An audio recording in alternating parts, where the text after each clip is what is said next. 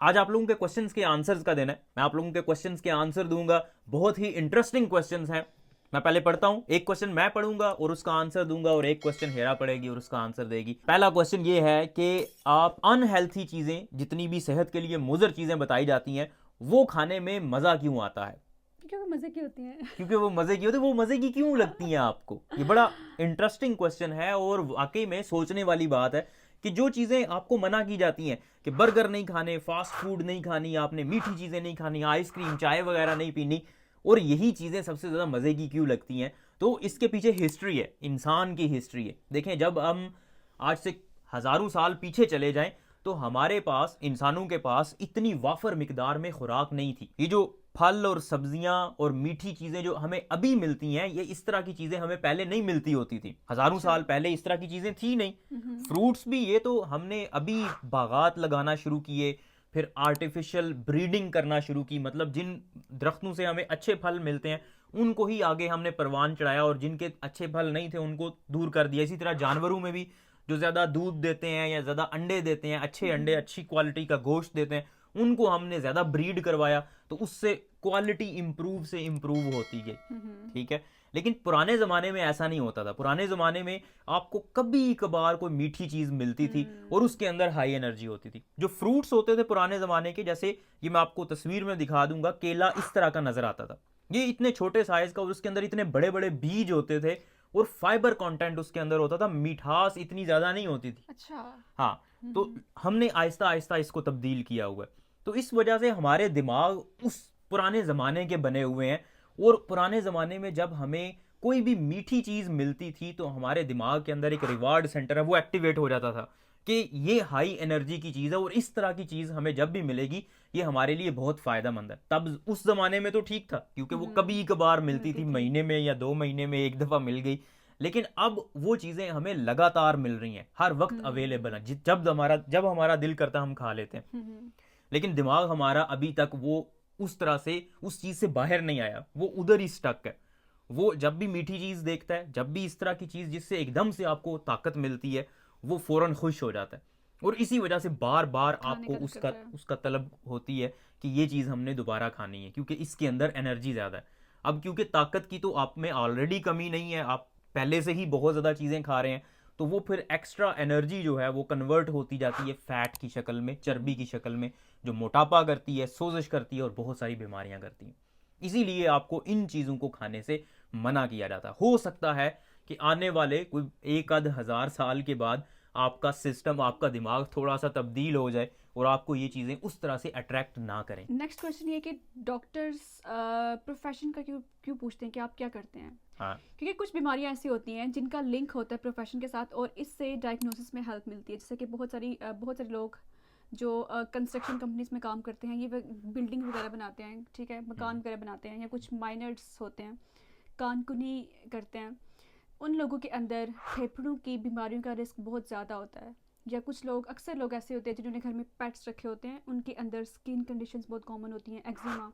तो ये बेसिकली आपके प्रोफेशन के साथ लिंक्ड होती हैं, तो इससे डायग्नोसिस में हेल्प मिलती है। हम्म। ठीक है, अक्सर लोग ऐसे आते हैं जो लेबर्स होते हैं, हम्म। उनमें कहीं पट्ठों में दर्द हो गया, बाजू में दर्द हो गया, तो वो बताते हैं कि हमें आइडिया हो जाता है कि ये इतना काम करता है, इतना हैवी वजन उठाता है, तो इससे ये लिंक हो सकता है।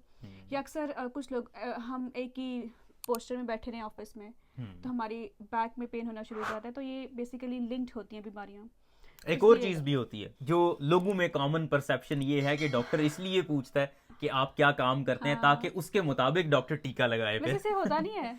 हो भी सकता है, मतलब एक थोड़ा सा रफ आइडिया आपको, मतलब ये भी आपको एक फायदा हो जाता है जब डॉक्टर आपसे क्वेश्चन पूछता है कि हम्म। आप क्या काम करते हैं, तो डॉक्टर को अंदाजा हो जाता है कि इसको कितनी दवाई देनी है और किस तरह की दवाई देनी है। कोई हाँ। महंगे ब्रांड जो अच्छे वाली दवाई है वो ये अफोर्ड कर भी सकेगा या नहीं। हाँ, मतलब कि कुछ लोग ऐसे होते हैं जो मुश्किल से अपना महीने का खर्चा चला रहे होते हैं, तो अगर उनको इतनी महंगी महंगी दवाइयाँ वो नहीं अफोर्ड कर सकेंगे, तो आप उनको थोड़ी सी राय दे सकते हैं, रियायत दे सकते रायत हैं। दे सकते हैं, बिल्कुल तो ठीक है। ये भी हो सकता है। नेक्स्ट क्वेश्चन ये है कि विटामिन डी कम क्यों हो जाता है आपके जिस्म के अंदर? तो देखिए, विटामिन डी बहुत सारी जगहों पे बनता है। आपकी जिल्द में बनता है, आपके जिगर में बनने का इसका एक रोल होता है, गुर्दों के अंदर बनने का इसका एक काम होता है। मतलब स्टेप वाइज ये बन रहा होता है, ऐसे नहीं कि किसी एक जगह पे ये सारा बन जाता है। तो जिगर के अंदर, गुर्दों के अंदर और आपकी जिल्द के अंदर, तो ये 3 मेन जगह हैं। अब अगर आपके जिगर में मसला है, जिगर ठीक काम नहीं कर रहा, तो भी विटामिन डी की कमी हो जाएगी। अगर गुर्दे ठीक काम नहीं कर रहे, तो भी विटामिन डी की कमी हो जाएगी। अगर आपकी जिल्द पे, क्योंकि जब सनलाइट पड़ती है, सूरज की रोशनी डायरेक्ट आपकी जिल्द पे पड़ती है, तो फिर विटामिन डी एक्टिवेटेड फॉर्म में आता है। अगर आपकी जिल्द के ऊपर सनलाइट नहीं पड़ेगी, सूरज की रोशनी नहीं पड़ेगी, डायरेक्ट एक्सपोजर नहीं होगा, तो भी आप में विटामिन डी की कमी हो जाती है। और सबसे जो बड़ी वजह है जिसकी वजह से विटामिन डी कम हो रहा है लोगों में, वो डायरेक्ट सनलाइट का एक्सपोजर ना होना है। चाहे गर्मियां भी हों, लोगों ने क्योंकि पूरे पूरे कपड़े पहने होते हैं, और जब आपने पूरे जिस्म को ढांपा हुआ है, तो डायरेक्ट सूरज की रोशनी आपकी जिल्द के ऊपर नहीं पड़ रही, उसकी वजह से विटामिन डी आपको उस तरह से नहीं मिलता। तो अगर आपने विटामिन डी लेना है, तो आपने अपने जिस्म को एक्सपोज करना है सनलाइट पे। अब ये मतलब नहीं है कि कच्चे बुनियाने पहन के आप बाहर घूमना शुरू कर दें। तो फिर क्या मतलब है? मतलब आप घर क्या में कह आप, रहे हैं? जब घर में आप बैठे हुए हैं, जैसे आप कंफर्टेबल फील करते हैं, अगर आप कंफर्टेबल फील करते हैं कच्चे बुनियान पहन के बाहर जाने को, यू कैन डू दैट। लेकिन यह है कि घर बैठ के आप इस तरह से, लेकिन हाँ, सूरज की रोशनी आपको डैमेज भी कर सकती है, इसलिए जिल्द के ऊपर अप्रोप्रिएट कवर लगाना, जो सन लाइट से, सन ब्लॉक्स जिनको कहते हैं या सनस्क्रीन कहते हैं, वो अपनी जिल्द पे लगा के थोड़ी देर के लिए बैठें। एटलीस्ट आधा घंटा 1 घंटा धूप में हफ्ते में 2-3 दफ़ा आप अगर बैठेंगे, तो आपका विटामिन डी जितना आपको रिक्वायर्ड होगा वो पूरा हो सकता है। हाँ, मतलब गोरे इसलिए शॉर्ट्स पहन के बैठे होते हैं क्योंकि उन्होंने सारा कुछ अप्लाई किया होता है, अपनी स्किन को प्रोटेक्ट किया होता है। अच्छा, नेक्स्ट क्वेश्चन ये है कि अक्सर लोग ये पूछते हैं कि आपकी जब कोहनी के टच करती हैं तो आपको लगता है कि करंट गुजर के गया है। हाँ, तो यूजुअली ऐसे होता है कि हमारी बॉडी के अंदर जितनी भी बड़ी बड़ी नर्व्स होती हैं ना, वो मसल्स के अंदर से गुजर के जाती हैं, मतलब कि डायरेक्ट स्किन के नीचे नहीं होती। यहाँ पे एक नर्व होती है, अल्नर नर्व उसको कहते हैं, वो थोड़ा सा उसका पोर्शन यहाँ पे ऐसा होता है कि वो अनप्रोटेक्टेड होती है, मतलब मसल्स के अंदर से गुजर के नहीं जाती।